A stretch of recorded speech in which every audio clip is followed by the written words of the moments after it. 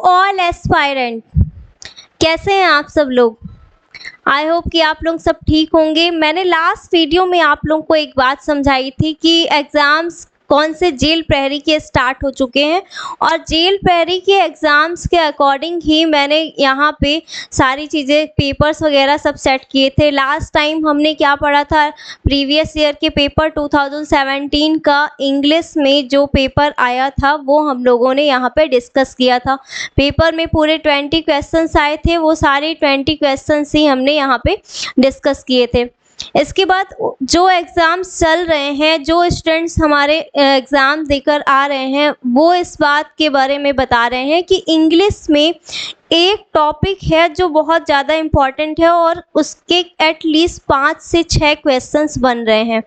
इसके पहले मैंने देखा है पटवारी के जो एग्ज़ाम्स हुए हैं, व्यापम्स के जो एग्ज़ाम्स हुए हैं, उसमें इंग्लिश में एक टॉपिक काफ़ी इम्पॉर्टेंट है जो सारे स्टूडेंट्स को परेशान कर रहा है। इसमें आप लोग देख रहे हैं कि इंग्लिश के टॉपिक में आप लोगों को सारी चीज़ें आप लोग पढ़ तो ले रहे हैं लेकिन अंडरस्टैंडिंग अभी भी आपकी काफ़ी कम है। अब जिस टॉपिक के बारे में मैं बात कर रही हूँ, अगर आप लोगों ने पटवारी का एग्ज़ाम दिया है तो आप लोग समझ गए होंगे। वहाँ पे आपको PQRS एक सीक्वेंस से रिलेटेड क्वेश्चन आता है। आपका क्वेश्चन के फर्स्ट लाइन में ही एक सेंटेंस दिया रहता है। PQRS अलग अलग सेंटेंस लाइन बाय दिए रहते हैं और लास्ट में एक सेंटेंस दिया रहता है। इस टाइप का कुछ पैटर्न आपको पटवारी में बहुत ज़्यादा देखने को मिला था और अभी जो एग्ज़ाम्स जेल प्रहरी के हो रहे हैं और आगे भी जो MP के एग्ज़ाम सेट किए जाएंगे उसमें इस टॉपिक का काफ़ी ज़्यादा इम्पोर्टेंस बन रहा है। तो हम किस टॉपिक के बारे में बात कर रहे हैं मैं आपको बता दे रही हूँ। इस टॉपिक को क्या कहते हैं? इस टॉपिक को कहते हैं पैरा जंबल। जब आपको किसी भी पैराग्राफ के सारे सेंटेंस को, आपके सारे सेंटेंस की लाइंस को अलग अलग पार्ट में लिखा जाता है, सीक्वेंस में नहीं लिखा जाता है, उसके सीक्वेंस को डिसऑर्डर किया जाता है और आपको वहाँ पे राइट ऑर्डर सेट करने के लिए कहा जाता है। आपके सारे ही लाइंस अलग अलग लाइंस में होंगी, अलग अलग पार्ट में होंगी, जिसको आपको सही टाइप से सेट करना होगा। तो ये सारे क्वेश्चंस आप लोगों को सॉल्व करने की सबसे बड़ी जो मेन टेक्निक है कि आप लोग को रीडिंग हैबिट अच्छी करनी पड़ेगी। अगर आपकी रीडिंग हैबिट अच्छी है तो आपके 10 आउट ऑफ 10 नंबर आएंगे। कुछ मेरी टेक्निक्स हैं आपके लिए जो आप लोग ग्रामर सीखने के बाद इसे सॉल्व कर सकते हैं, तो उस टेक्निक्स के बारे में आज हम डिस्कस करेंगे। हम इस क्लास में आपके लिए सारी टेक्निक्स बताएंगे कि पैरा जंबल आप किस तरीके से सॉल्व करके अपने एग्ज़ाम में इंग्लिश के पेपर्स को अच्छे से सॉल्व करके अच्छे नंबर ला सकते हैं। तो आज मैंने आपके लिए पैरा जंबल की क्वेश्चन जो PQRS आप लोग अपनी लैंग्वेज में इसको समझते हैं उसके बारे में डिस्कस करते हैं। क्या होता है कि आप क्वेश्चन पेपर में अगर पैरा जंबल आपने देख लिया है, PQRS के क्वेश्चन देख लिया है, तो देखते ही डर जाते हैं, उसको रीड करना भी पसंद नहीं करते हैं क्योंकि आपको रीडिंग की हैबिट ही नहीं है। मैंने अपने लास्ट वीडियो में बताया था कि आपको अगर अपना कॉम्प्रिहेंशन पार्ट अच्छा करना है तो आपको रीडिंग अच्छी करनी पड़ेगी।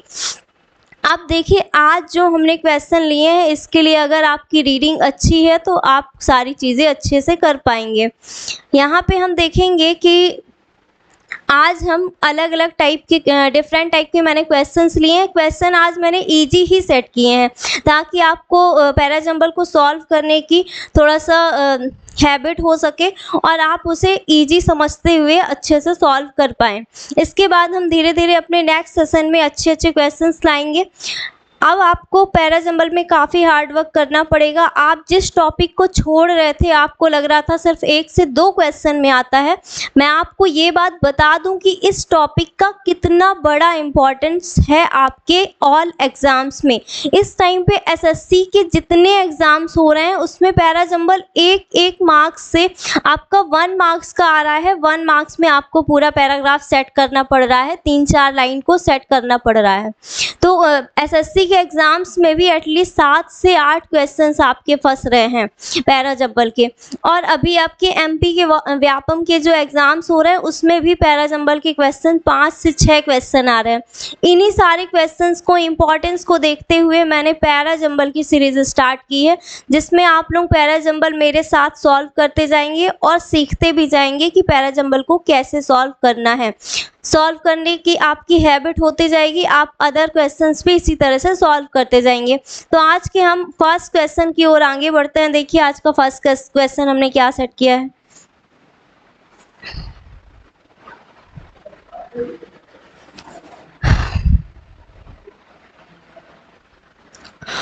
आज का क्वेश्चन नंबर फर्स्ट है, आपको मैं रीडिंग के लिए यहाँ पे देखिए क्वेश्चन नंबर फर्स्ट में S1 लिखा हुआ है। जिस तरह का पैटर्न पूरी तरह से एग्जाम में आ रहा है, मैं सेम वैसा ही पैटर्न का क्वेश्चन आपके लिए मैंने सेट किया है। देखिए किस तरह से लिखा हुआ है। इसमें आपको जो भी पैराग्राफ है उसकी लाइंस को डिसऑर्डर करके लिखा गया है।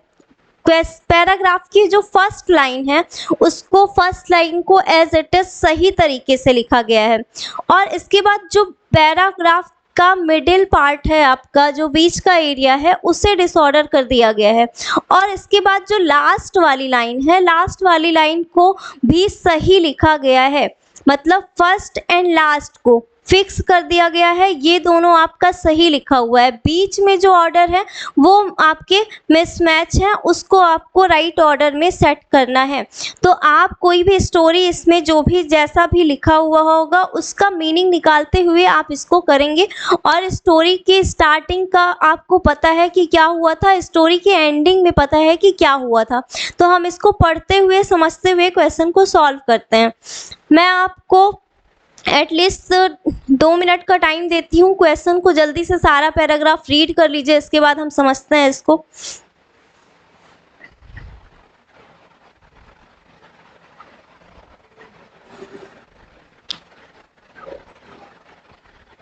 क्वेश्चन में लिखा हुआ है, many scientist are working on safer and better ways to kill mosquitoes. तो बहुत सारे जो साइंटिस्ट हैं वो किस पर काम कर रहे हैं, जो मॉस्किटोज हैं, मच्छर हैं, उनको मारने के लिए, उनको ख़त्म करने के लिए उस प्रोसेस पे काम कर रहे हैं, किस तरह से इन्हें पूरी तरह से ख़त्म किया जाए। अब देखिए इस आपको ये इंट्रो दिया गया है पैराग्राफ की फर्स्ट लाइन में कि आपका जो पैराग्राफ है वो किस टॉपिक के बारे में है, मॉस्किटोज के बारे में है। साइंटिस्ट क्या कर रहे हैं, उसके लिए रिसर्च कर रहे हैं, उसको ख़त्म करने के लिए। अब हम सेकेंड लाइन को इससे ऐड करते हुए, इसका सीक्वेंस बनाते हुए मैच करते हैं। देखिए सारी लाइन, पहले आपको क्या करना पड़ेगा, सारी लाइंस को रीड करना पड़ेगा। क्या लिखा हुआ है फर्स्ट लाइन में,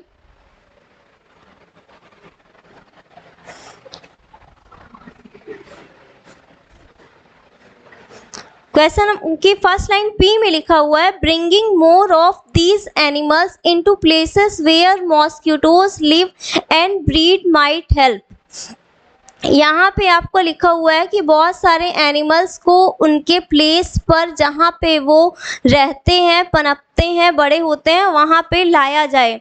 तो इस फर्स्ट वाली लाइन से इसका रिलेशन नहीं लग रहा है। सेकेंड लाइन रीड करते हैं, mosquitoes have many natural enemies like bats and birds. Mosquitoes के बहुत सारे एनिमीज होते हैं लाइक बैट्स एंड बर्ड्स।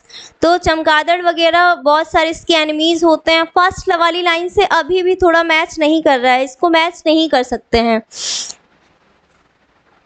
अगर आप मैच करते हैं S1 के बाद और क्वेश्चन Q से स्टार्ट करते हैं, तो आप अब देखिए नीचे आपके पास जो ऑप्शन है, क्या Q से कहीं भी कोई क्वेश्चन में ऑप्शन स्टार्ट है क्या? आपके कोई भी क्वेश्चन के ऑप्शन कोई भी ऑप्शन यहाँ पे Q से स्टार्ट नहीं है, तो Q से तो हम स्टार्ट ही नहीं कर सकते हैं अपना क्वेश्चन, है ना। अब हम सेट करते हैं फर्स्ट वाली लाइन को, थर्ड से सेट करते हैं। थर्ड में आर में क्या लिखा हुआ है, mosquito nets can be used for protection. ऊपर जो लिखा हुआ है, many scientist are working on safer and better. मतलब जो साइंटिस्ट है हमारे, बहुत अच्छा तरीका, सेफर तरीका, मतलब कोई भी आपका केमिकल से रिलेटेड कोई भी मेडिसिन नहीं बनाई जा रही है, मतलब आपको वहाँ पे ये लोग क्या कर रहे हैं, सेफ चीज़ें सेफ तरीके से, नेचुरल तरीके से आपको क्या करना है, प्रोटेक्शन के लिए आपको कोई भी दवा या फिर कोई भी आपकी चीज़ें ऐसी सर्च करनी है जिससे मच्छर को पूरी तरह से ख़त्म किया जाए। तो देखिए उससे रिलेटेड थोड़ा ये लग रहा है ना आपको, क्योंकि सेफर वर्ड दिया गया है यहाँ पे, सेफर, यहाँ पे सेफर दिया हुआ है। सेफर से यहाँ पे आप ये समझ सकते हैं कि मॉस्किटो नेट्स, और ये जो है ये भी नेचुरल तरीका है, और लास्ट में लिखा भी हुआ है नेचुरल सॉल्यूशन। देखिए अगर आप क्वेश्चन को पूरा रीड करते हैं तो आपको लास्ट में कुछ ऐसे कुछ कीवर्ड्स होते हैं जो एक दूसरे को कनेक्ट करते हैं, है ना। तो यहाँ पे mosquitoes net can be use for protection, इसे हम फर्स्ट में रख सकते हैं। अभी मैंने पूरा सेट नहीं किया है, सिर्फ इट इज पॉसिबल, मैं ऐसा कह रही हूँ, आई एम सेइंग दैट कि ये पॉसिबल हो सकता है। तो अगर ये पॉसिबल हो सकता है तो आर से हमारा कौन सा ऑप्शन स्टार्ट हो रहा है, आर से हमारा ऑप्शन स्टार्ट हो रहा है, ऑप्शन नंबर डी। अगर ऑप्शन नंबर डी को हम कह सकते हैं कि सही है, तो ऑप्शन नंबर डी के जो सीक्वेंस है उसी सीक्वेंस में रखते हुए हम अपने पूरे पैराजंबल को, पूरे पैराग्राफ को एक बार सेट करके देखते हैं क्या सही मीनिंग निकलता है कि नहीं। इससे आपका टाइम बच जाएगा। अगर आप सारे ऑप्शन को चेक ना करते हुए अपने पॉसिबिलिटी वाले ऑप्शन को सही मानकर पूरी तरह से चेक करते हैं और आपका जो मीनिंग है वो सही निकलता है, तो आप समझ सकते हैं कि यही राइट आंसर आपका हो सकता है। तो इसमें देखिए पहले क्या लिखा हुआ है, आर, तो हम एक बार सेट करते हैं, और इसके बाद एस लिखा हुआ है, तो मीनिंग बनाने की कोशिश करते हैं। Many scientist are working on safer and better ways to kill mosquitoes. Mosquitoes net can be use for protection. Then लिखा हुआ है एस। अब मॉस्किटोज नेट जो है, नेट ये आपका नेचुरल प्रोसेस है ना, इसमें कोई केमिकल्स वगैरह नहीं यूज किए जा रहे हैं, कोई दवाई का यूज नहीं किया जा रहा है। इसके बाद अब क्या यूज कर सकते हैं, यहाँ पे लिखा हुआ है एस, इसके बाद एस को सेट करके देखते हैं राइट मीनिंग निकल रहा है कि नहीं। But there is no sure way to protect everyone from their deadly bites. लेकिन ये श्योर भी नहीं है जो हमने नेट वाला यूज़ किया है, ज़रूरी नहीं कि इससे जितने भी मच्छर हैं पूरी तरह से ख़त्म हो जाएं या पूरी तरह से जो पर्सन है वो बच जाए, है ना। तो ये श्योर भी नहीं है, तो ये इससे मैच कर रहा है, ठीक है। और फिर हमारा इसके बाद क्या लिखा हुआ है, क्यू। क्यू को एक बार इसके साथ सेट करके देखते हैं। इसके बाद क्यू में लिखा हुआ है mosquitoes have many natural enemies like bats, birds. Mosquitoes के बाद पास, मच्छरों के पास अपने बहुत सारे एनिमीज होते हैं। मतलब नेचुरल प्रोसेस का ये है कि आपके इन्वायरमेंट में ही आपको ख़त्म करने की ज़रूरत नहीं है। इन्वायरमेंट जो लाइफ साइकिल है उसमें ही मच्छर को खाने वाले बहुत सारे ऐसे जीव भी होते हैं जिनका यूज़ करके हम मच्छरों से बच सकते हैं, ख़त्म कर सकते हैं मच्छरों को।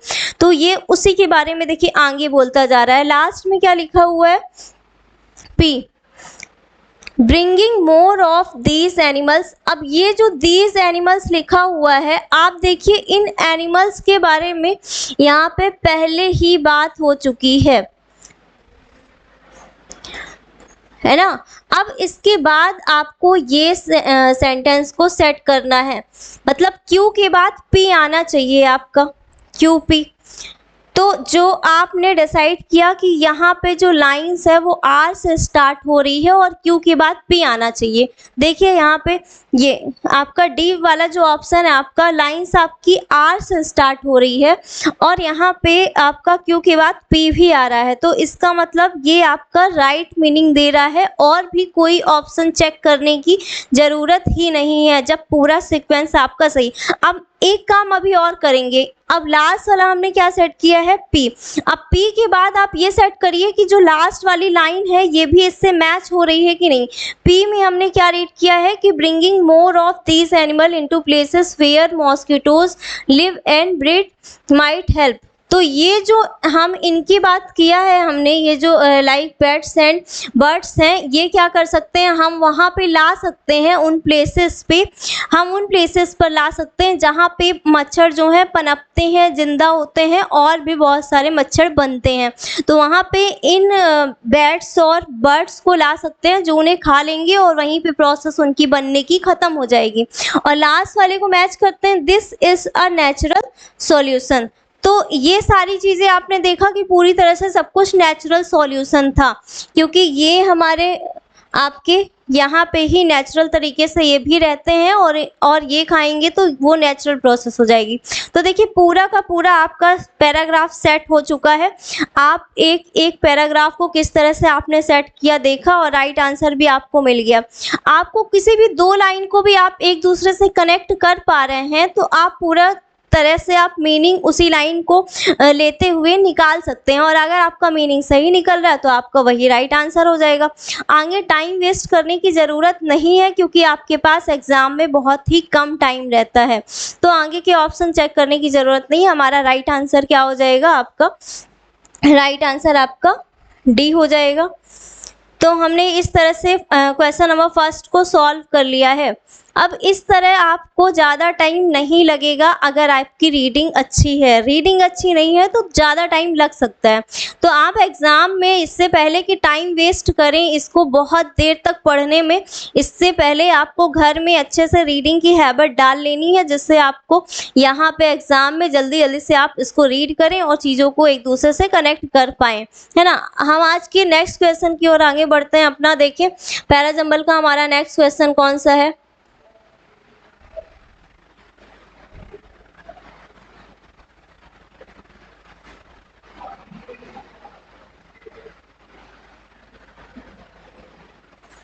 आज का हमारा नेक्स्ट क्वेश्चन है। इसी तरह से हम अपने नेक्स्ट क्वेश्चन को पहले पूरा रीड करेंगे और इसके बाद इस क्वेश्चन को रीड करने के बाद हम एक दूसरे से क्वेश्चन को लाइन को कनेक्ट करने की कोशिश करेंगे। नंबर फर्स्ट क्वेश्चन क्या लिखा हुआ है, सेकेंड क्वेश्चन का फर्स्ट लाइन क्या लिखी है, S1, the spider fail several times but did not give up, है ना। ये वाली स्टोरी आपने कई बार सुनी होगी कि स्पाइडर क्या है, बार बार गिरती हैं लेकिन वो हार नहीं मानती हैं, फिर भी वो चढ़ने की कोशिश करती हैं। हमारी फर्स्ट लाइन क्या कह रही है कि the spider fail several time, बहुत बार गिरती हैं लेकिन क्या करती हैं, but did not give up, छोड़ती नहीं है, हार नहीं मानती हैं। अब देखिए इस लाइन को कनेक्ट कौन सी लाइन कर रही है। फर्स्ट लाइन पी से हम रीड करते हैं, the king learn a lesson from the spider. King जो है वो किससे सीखता है, स्पाइडर से, इस बात के लिए कि हार नहीं मानना है। अब हम जो हमारी फर्स्ट लाइन है वो उसके बाद पी आ सकता है क्योंकि स्पाइडर के नेचर के बारे में दिया है और फिर उससे कौन सीख रहा है, हमारा किंग सीख रहा है। लेकिन यहाँ पे देखिए अब पी से कौन कौन से आपके ऑप्शन स्टार्ट हो रहे हैं, ऑप्शन नंबर ए स्टार्ट हो रहा है और ऑप्शन नंबर डी स्टार्ट हो रहा है। तो पी के बाद आपको कनेक्ट करते हुए पी के बाद क्यों आना चाहिए, है ना। तो पहले हम अपने ऑप्शन नंबर ए को चेक करते हैं कि क्या ये सही हो सकता है, पी के बाद क्या क्यों आ सकता है। तो यहाँ पे देखिएगा, the king learn a lesson from the spider, It tried again and finally succeeded in reaching the top।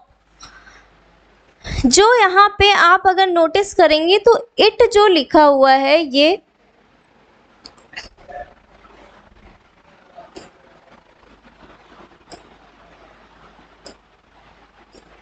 यहाँ पे इट जो है ये आपको मैं बता दूं ग्रामेटिकली कि इट का यूज नॉन लिविंग थिंग या बर्ड्स इंसेक्ट के लिए आपको यूज किया जाता है as a subjective case pronoun में, है ना। तो यहाँ पे स्पाइडर के लिए हम इट का यूज करेंगे कि द किंग के लिए, अगर द किंग के लिए करते कोई भी प्रोनाउन यूज सब्जेक्ट में तो वो ही का यूज करते, और यहाँ पे इट लिखा है मतलब इसके पहले स्पाइडर की बात हो रही थी तो यहाँ पे फिर उसने इट का यूज किया है।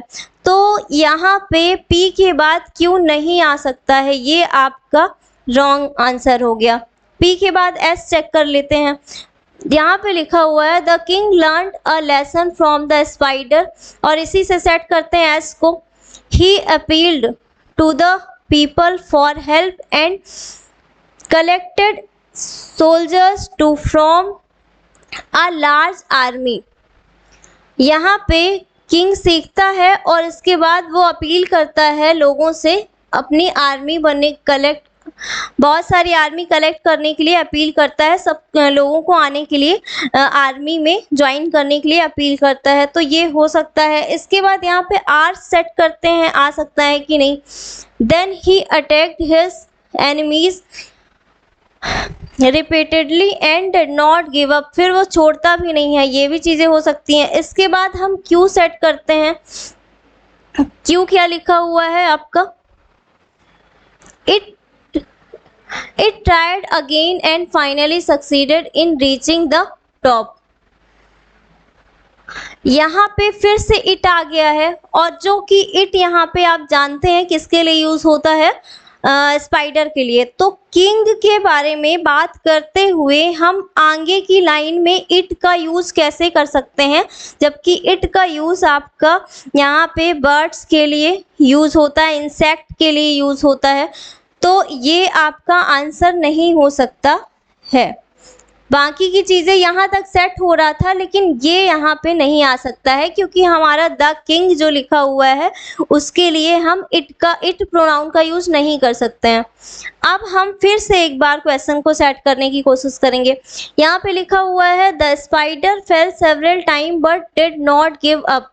अगर हम सबसे पहले अपना क्यू पहले लेते हैं, क्योंकि हम स्पाइडर के बारे में फर्स्ट में बात कर रहे हैं और स्पाइडर के बारे में सेकेंड वाली लाइन में बात करेंगे, तभी तो इट से स्टार्ट करेंगे, क्योंकि बाकी की तीन लाइन जो है हमारी वो तीनों लाइन किंग के बारे में बात कर रही हैं। तो यहाँ पे आपका it tried again and finally succeeded in reaching the top, मतलब पहले स्पाइडर के बारे में बताया जाता है, फिर ये बताया जा रहा है कि वो बार बार ट्राई करती है और इसके बाद वो एंड में क्या होता है कि एक दिन सक्सेस हो जाती है, वो टॉप पर पहुंच जाती है स्पाइडर, है ना। तो मतलब पहली वाली लाइन हमारी क्यू से स्टार्ट हो सकती है। तो यहाँ पे देखिए क्यू से स्टार्ट होने वाली कौन सा आपका ओनली बी ऑप्शन ऐसा है जो आपका क्यू से स्टार्ट हो रहा है। देखिए हमारे और कोई अदर ऑप्शन क्यू से स्टार्ट नहीं हो रहे हैं, मतलब अब आपको पूरी लाइन सेट ही नहीं करनी है। आपको यहीं पे जब कोई ऑप्शन नहीं मिल रहे हैं, सिर्फ हमारा एक ऑप्शन है जो क्यू से स्टार्ट हो रहा है, इसका मीनिंग ये है कि आपने कम टाइम पे जल्दी से आपने सॉल्व कर लिया। राइट आंसर क्या हो जाएगा आपका क्यू। फिर भी आपके सेटिस्फेक्शन के लिए एक बार हम पूरा सेट करके देख लेते हैं कैसा मीनिंग निकलेगा, सही निकल रहा है कि नहीं।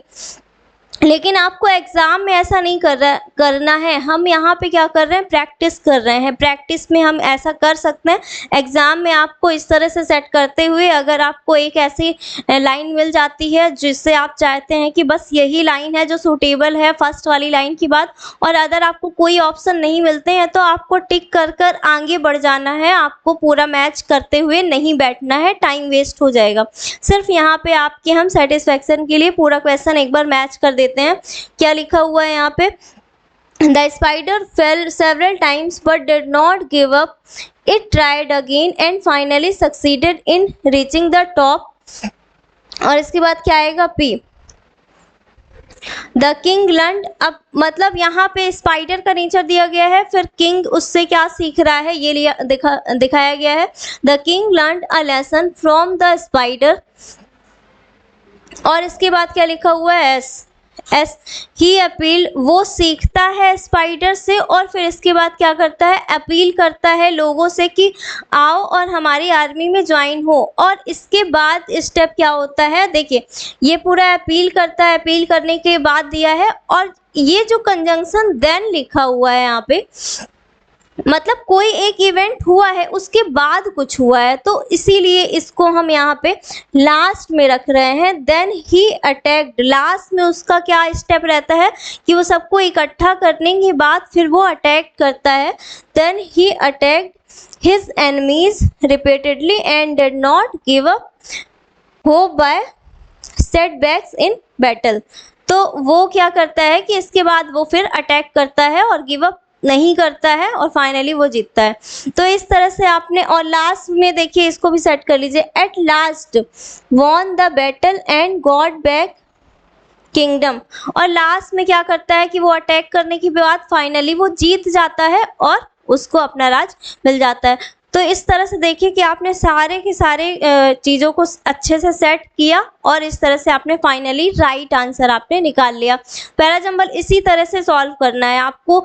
डिसीजन इसमें आपको जल्दी नहीं लेना है। जो स्टूडेंट इसमें जल्दीबाजी करते हैं उन्हीं के सबसे ज़्यादा पैरा जंबल गलत होते हैं।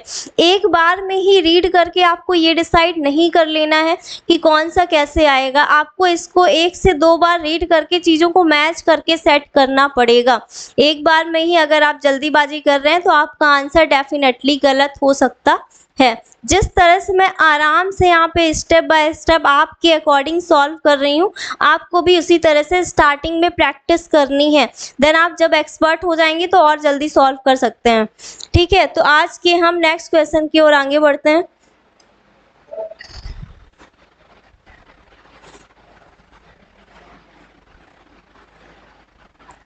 क्वेश्चन नंबर हमारा 3 क्या है? क्वेश्चन नंबर 3 रीड करते हैं। आपके पास पहले मैं 2 मिनट का टाइम दे रही हूँ, क्वेश्चन को रीड करिए और अगर क्वेश्चन के आंसर आपके आ जाते हैं सारे ही चीज़ों को आप पहले ही, मैं तो ये कहना चाहती हूँ कि मेरा जो वीडियो आपका स्टार्ट होगा आप सारे ही क्वेश्चन वीडियो को पॉज करके आपको सारे क्वेश्चन सॉल्व कर लेने हैं और जो मैं आंसर फिर मैच करके बताते जा रही हूँ आपको अपने आंसर मैच करने और बताइएगा कि आपको टोटल क्वेश्चंस में आपके कितने मार्क्स आए हैं, है ना।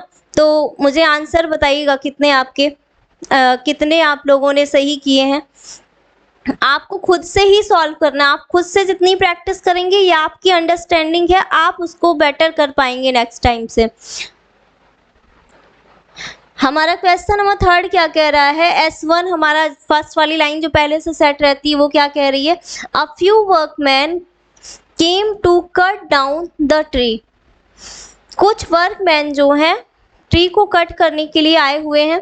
अब देखिए इसको हम सेट करते हैं, कौन सी लाइन सेट हो जाएगी इसके बाद? It took them all morning.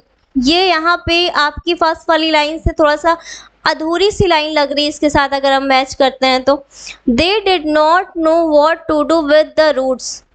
अच्छा, यहाँ पे रूट की बात हो गई है, तो जो रूट की बात हो गई है यहाँ पे, तो क्या पहले आपके पहले वाले सेंटेंस में कोई बात हुई है रूट की? नहीं हुई है, तो हम इस वाली लाइन को भी नहीं ले सकते हैं। आगे रीड करिए। It was not an easy job to cut down such a huge tree.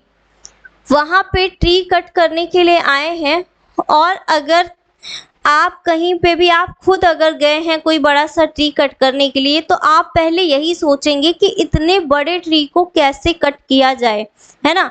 ये बहुत इजी जॉब नहीं है, तो ये लाइन फर्स्ट वाली लाइन के बाद सेट हो सकती है।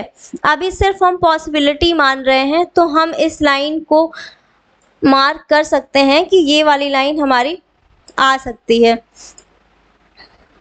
तो देखिए हम इस लाइन को मान सकते हैं कि ये फर्स्ट आ सकती है। अगर हम मान रहे हैं तो फिर ऑप्शन में ही लेकर चलते हैं। हमारा 2 ऑप्शन है, ऑप्शन नंबर बी और ऑप्शन नंबर सी, दोनों ही आर से स्टार्ट हो रहा है और दोनों में ही आर के बाद पी है। तो आर के बाद पी मतलब फिक्स है, आर के बाद पी तो आएगा ही। It was not an easy job to cut down such a huge tree. It took them all morning. उन्होंने सोचा कि कैसे कट होगा, फिर वो चले गए, फिर सारे लोग मॉर्निंग में आए। फिर क्या हुआ, आगे की घटना क्या हुई देखिए। फिर इसमें एक में क्यू दिखा रहा है और एक में एस दिखा रहा है, तो पहले हम बी वाले को चेक कर लेते हैं कि इसमें पहले क्यू सेट हो सकता है कि नहीं। They did not know what to do with the roots, और एस अगर सेट करते हैं इसके बाद द रूट्स, तो मतलब यहाँ पे पहले रूट्स की बात हो गई है और फिर उसी रूट्स के बारे में क्या हो रहा है ये चीज़ देखते हैं कि द रूट्स रेंस। उसके बाद सॉरी ये एस है। They decided to dig out the roots. यहाँ पे पहले वो उन्होंने ये बोला कि क्या कर सकते हैं रूट्स के साथ, फिर उन्होंने डिसाइड किया कि they decided to dig out, मतलब वो रूट्स को क्या करेंगे, खोदेंगे। पहले रूट से स्टार्ट करते हैं ट्री को अगर निकालना है तो देखिए ये जो ऑप्शन है आपका सही मीनिंग दे रहा। और रूट्स के बारे में फिर लास्ट में भी दिया गया है, the roots ran so deep that they were not able to finish the job by dusk.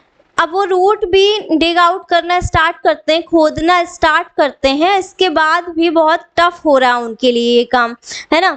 तो ये तो ऑप्शन आपका एकदम सही मीनिंग दे रहा है। फिर भी इसके बाद भी हम ये वाला ऑप्शन चेक कर लेते हैं, पी के बाद एस आ सकता है कि नहीं। पी में क्या दिया हुआ है, it took them all morning, और इसके बाद they decided to dig out the roots, वो सुबह आते हैं और डिसाइड करते हैं रूट्स के बारे में। और फिर क्यों लिखा हुआ है, they did not know what to do with the roots, पहले ही वो डिसाइड कर लेते हैं और इसके बाद वो ये नहीं जानते कि रूट का क्या करना है। तो आपको क्या लग रहा है, ये एकदम अलग सा लग रहा है ना, कि पहले आपने डिसाइड कर लिया फिर आप इसके बाद सोच रहे हैं, पहले आप सोचते हैं फिर डिसाइड करते हैं। मतलब ये ऑप्शन आपका यहाँ पे मीनिंग नहीं दे पा रहा है। आपका सी आप ऑप्शन नहीं हो सकता है। आपका राइट आंसर क्या हो जाएगा, यहाँ पे राइट आंसर हो जाएगा आपका बी।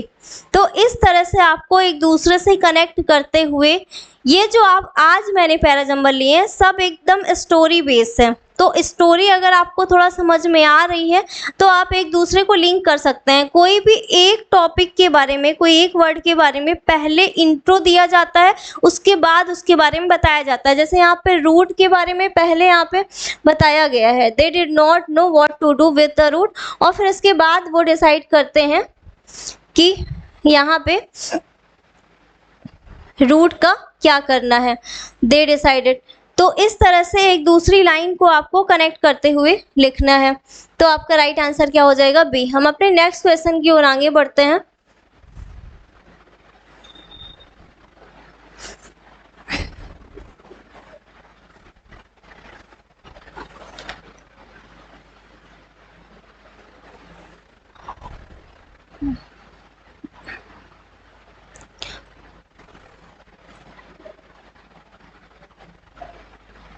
आज का क्वेश्चन नंबर जो 4 है, क्वेश्चन नंबर 4 को आप थोड़ा सा एक बार मैं दे रही हूँ आपको 1 मिनट का टाइम, चेक करिए, पूरा रीड करिए क्वेश्चन को और अपने अकॉर्डिंग अपनी रफ में आंसर लिखिए इसका क्या होना चाहिए। ये सबसे अच्छा क्वेश्चन है आज का। इस टाइप का थोड़ा सा क्वेश्चन आपको चीज़ों को समझने में ज़्यादा आपको हेल्प करेगा। भले ही क्वेश्चन बड़ा लिखा हुआ है लेकिन इजी लिखा हुआ है, स्टोरी बेस है, इसलिए आप बहुत ही आसानी से एक दूसरे को कनेक्ट कर सकते हैं। यहाँ पे लाइन पे लिखा हुआ है S1 में जो हमारी पहली लाइन है, जो पहले से ही ऑलरेडी सेट है। यहाँ पे क्या लिखा हुआ है, a mob went was sick at the hospital near our home yesterday। यहाँ पे कुछ वर्ड मीनिंग दी हैं जिसका आपको मीनिंग नहीं समझ में आ रहा होगा, वो मैं राइट कर देती हूँ। इसके बाद आप इसका आंसर निकालिए क्या होगा। यहाँ पे मॉब का मीनिंग होता है भीड़, बरसक का मीनिंग होता है यहाँ पे निडरता से,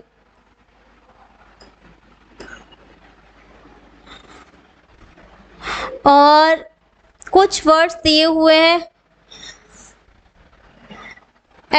एगिटेटर्स का मीनिंग होता है आंदोलनकारी,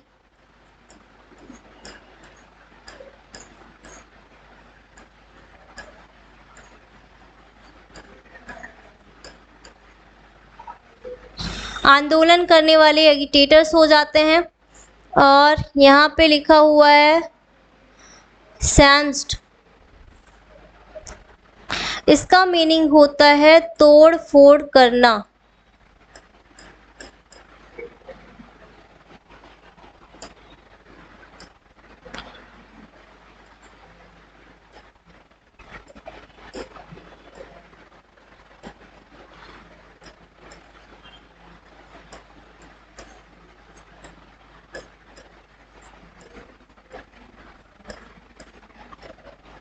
तोड़ फोड़ करना सैम्स का मीनिंग होता है। और यहाँ पे नेक्स्ट क्वेश्चन में लिखा हुआ है ऑपरेटिंग टेबल।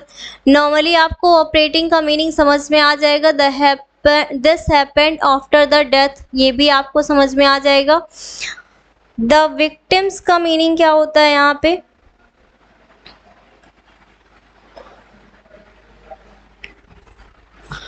यहाँ पे जो पर्सन को लगा हुआ है, जिस पर्सन को चोट लगी हुई है, तो उसी की बात हो रही है विक्टिम्स की। विक्टिम्स में आपको ये समझना है relatives and neighbours. Clashed, clashed का मीनिंग क्या होता है ये देख लीजिए, भिड़ जाना होता है।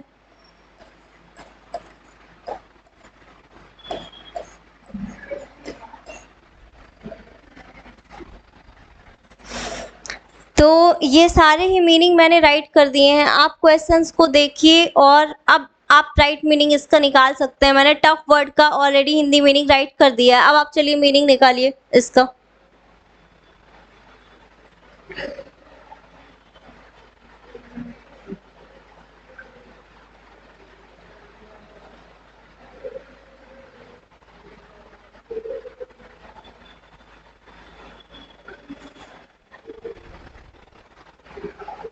चलिए, तो आप लोगों ने आई होप मीनिंग निकाल लिया होगा, पूरे ही पैराग्राफ को रीड कर लिया होगा।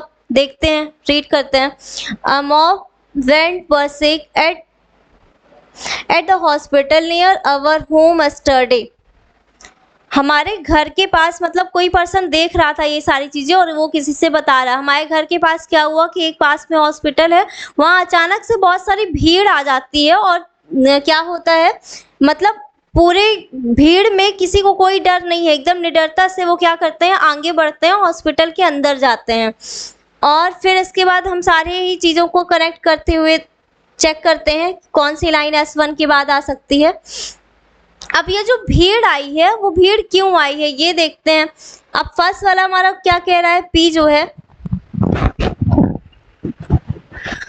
The executor also smashed equipment and windows of the hospital. जो हमारे आंदोलनकारी होते हैं, मतलब जो भीड़ के साथ आ रहे हैं, जो शोर कर रहे हैं, वो क्या करते हैं, हॉस्पिटल का पूरी तरीके से यहाँ पे तोड़ फोड़ कर देते हैं। ठीक है, इसके बाद हो सकता है पी आपका राइट आंसर। आगे भी चेक कर लेते हैं। यहाँ पे आगे लिखा हुआ the boy had died on the operating table soon after being administrated with. अच्छा, ये वर्ड भी टफ लिखा हुआ है। इस वर्ड का मीनिंग क्या होता है, एनास्थीसिया। एनास्थीसिया का मीनिंग क्या होता है यहाँ पे, एनास्थीसिया का मीनिंग होता है बेहोशी की हालत में।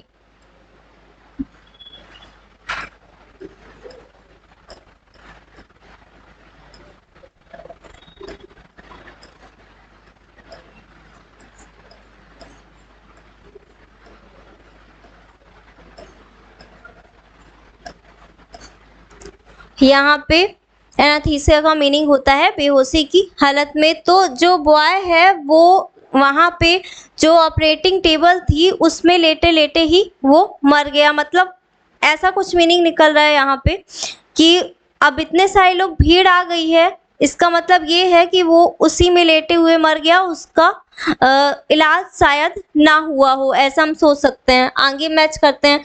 This happened after the death of a 15-year-old boy.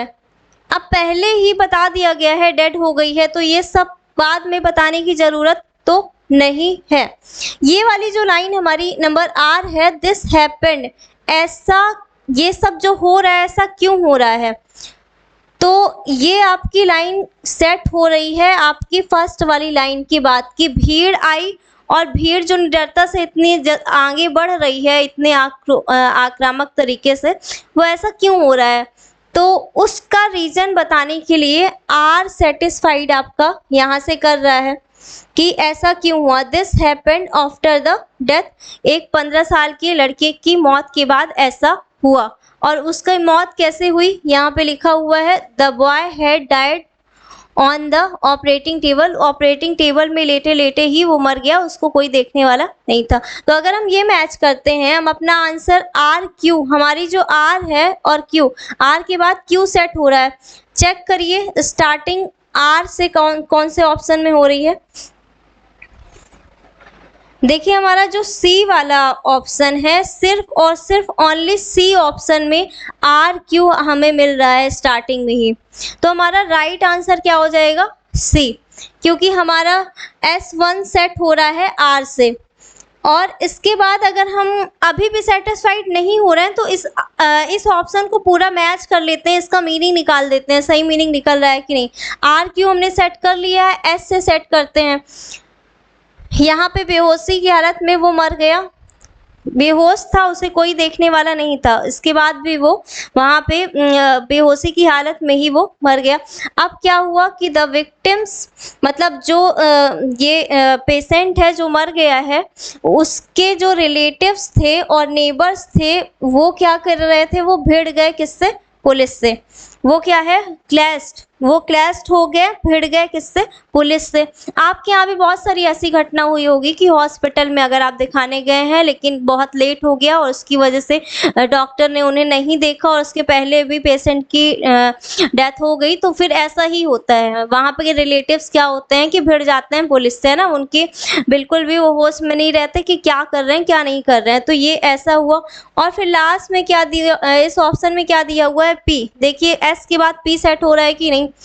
The clash with the police, the agitator also smashed equipment and windows of the hospital. तो वो क्या कर रहे हैं कि वहाँ पे आने के बाद जो भीड़ थी उन्होंने क्या किया कि वहाँ हॉस्पिटल की सारी विंडोज वगैरह भी सब कुछ तोड़ दी। और इससे मैच करते हुए लास्ट वाला सेट करते हैं, वर्क जो पहले से ही फिक्स है यहाँ पे, work at the hospital stop for the rest of the day. मतलब पूरा दिन बस पूरा हॉस्पिटल का काम बंद कर दिया इन्होंने, सब कुछ, किसी को कोई काम करने नहीं दिया। तो ये पूरी स्टोरी सेट हो गई। तो इसका मतलब ये है कि स्टार्टिंग की आपने अगर 2 लाइन सेट कर ली है और उस 2 लाइन के आपके अलावा और कोई भी ऑप्शन नहीं दिख रहा है, एक ही ऑप्शन है, तो वही आपका राइट आंसर हो जाएगा। आगे भी आपको चेक करने की ज़रूरत नहीं है, हम यहाँ प्रैक्टिस के लिए सॉल्व कर रहे हैं ये सारी चीज़ें, है ना। अगर आपको पहले ही ऑप्शन अगर समझ में आ जाता है तो आपको आगे चेक नहीं करना है। हम अपने नेक्स्ट क्वेश्चन की ओर आगे बढ़ते हैं। क्वेश्चन नंबर 5 ले रहे हैं पैराजंबल का।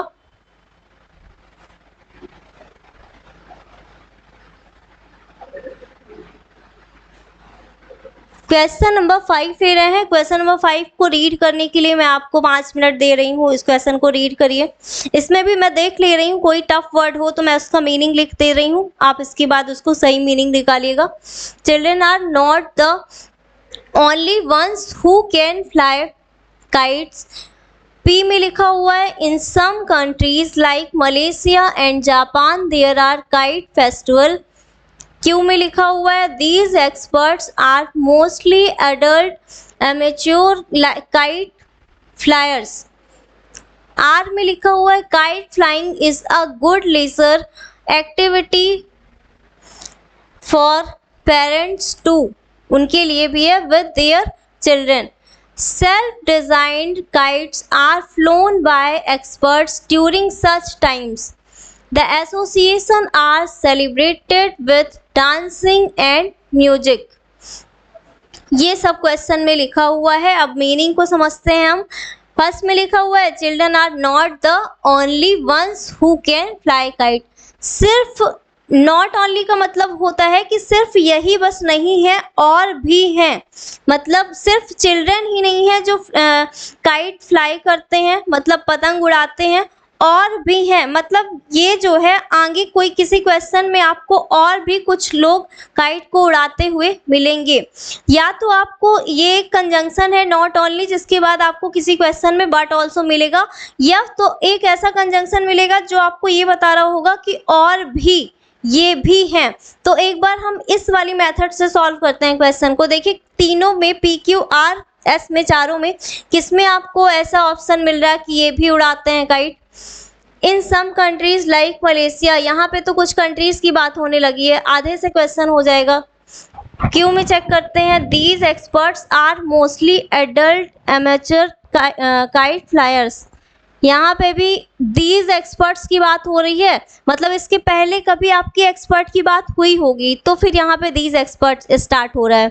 मतलब ये यहाँ पे ये लाइन आधे से स्टार्ट हो रही है, यहाँ पे हम इसको सेट नहीं कर सकते फर्स्ट में। आर में देखते हैं kite flying is a good leisure activity for parents too. यहाँ पे आपको मिल रहा है टू, TOO, टू का मीनिंग होता है ये भी। यहाँ पे ये मिल रहा है पेरेंट्स टू, मतलब ना सिर्फ चिल्ड्रन पतंग उड़ाते हैं बल्कि पेरेंट्स के लिए भी यहाँ पे लेजर, मतलब जब वो फुर्सत में रहते हैं अपना टाइम पास करने के लिए, एंजॉय करने के लिए वो ये एक्टिविटी करते हैं। पेरेंट्स भी पतंग उड़ाते हैं विथ देयर चिल्ड्रन, मतलब पहले चिल्ड्रन के बारे में बताया जा रहा कि वो क्या कर रहे हैं, फिर उनके पेरेंट्स भी करते हैं, मतलब हमारा आर वाला ऑप्शन फर्स्ट में आ सकता है। आगे चेक करते हैं, self design kites are flown by experts during such time. अच्छा, यहाँ पे एक्सपर्ट्स के बारे में बताया गया कि अपनी खुद की डिज़ाइन की गई फ्लाइट जो काइट्स होती हैं उनको एक्सपर्ट्स जो होते हैं वो भी उड़ाते हैं, तो यहाँ पे एक्सपर्ट के बारे में बताया गया है। और आपका यहाँ पे ये एक्सपर्ट को इंट्रोड्यूस कर दिया गया है, फिर उन्हीं एक्सपर्ट के बारे में इस लाइन पे बताया गया है। मतलब एस के बाद क्यू सेट होगा आपका, एस क्यू। आपका देख रहे हैं चिल्ड्रन के बाद आ रहा है आर और आर के बाद एस क्यू। देखिए आर के बाद एस क्यू कहाँ पे आ रहा है, पहले कहाँ पे आर आपका सिर्फ और सिर्फ यहाँ पे सेट हो रहा है और एस क्यू ये मिल रहा है आपको। तो आपको देखिए सिर्फ पी आपने मैच नहीं किया है, एक बार इसको पूरा मैच करके देख लेते हैं। आर के बाद पी सेट करते हैं, पी में है in some countries like Malaysia and, मतलब ये जो एक्सपर्ट हैं इनके पहले ये बताया गया है कि इन कंट्रीज में ये जो एक्सपर्ट रहते हैं ऐसा काम करते हैं। In some countries like Malaysia and Japan there are kite festival, वहाँ पे काइट फेस्टिवल होते हैं और उन आप ये मान के चलिए कि उन फेस्टिवल में ये क्या करते हैं कि अपनी सेल्फ डिज़ाइन की हुई काइट को उड़ाते हैं और ये एक्सपर्ट क्या करते हैं, उन्हीं की वही जो वो सेल्फ डिज़ाइन करते हैं काइट को उन्हीं का यूज करते हैं। और लास्ट वाला अगर सेट करें तो the occasions are celebrated with dancing and music, और इसके साथ साथ वो इस ओकेशन में फेस्टिवल में और क्या क्या करते हैं ये सारी चीज़ें लिखी हुई हैं। तो आपने देखा कि हमने अगर सिर्फ एक ऑप्शन को सेट कर लिया है कि फर्स्ट के बाद ये आ सकता है, तो देखिए उसी को लेकर हम अपने सारे ऑप्शन को भी सेट कर लेते हैं। कहीं पे भी आपका कोई ऑप्शन आपका आर से स्टार्ट हो ही नहीं रहा है, देखिए यहाँ पे ना ही ए स्टार्ट हो रहा है, ना ही बी और ना ही सी, तो हमारा राइट आंसर क्या होगा, सही मीनिंग भी आपका दे रहा है डी। तो और कोई भी ऑप्शन आपको चेक करने की, टाइम वेस्ट करने की ज़रूरत है ही नहीं। तो आज हमने टोटल 5 पैरा जंबल सॉल्व किए, 5 पैरा जंबल के क्वेश्चन सॉल्व किए हैं। इन 5 क्वेश्चन में मैंने आपको बहुत सारी टेक्निक्स बताई है कि कैसे आपको चीज़ों को सेट करना है। ये तो आज मैंने स्टोरी बेस्ड क्वेश्चन लिए थे, स्टोरी बेस्ड क्वेश्चन में आपको स्टोरी के थ्रू ही सेट करना पड़ेगा और स्टोरी को ध्यान से 1 से 2 बार रीड करना पड़ेगा। बस आप यहाँ पे टाइम तभी आप अपना टाइम को बचा सकते हैं जब आपकी रीडिंग बहुत अच्छी होगी। रीडिंग अच्छी होगी तो आप उसको अच्छे से जल्दी से रीड करेंगे और जल्दी से उस चीज़ को अच्छे से उसको पकड़ सकते हैं। तो हमने आज 5 क्वेश्चन सॉल्व किए हैं, इसके आगे और भी क्वेश्चंस हैं।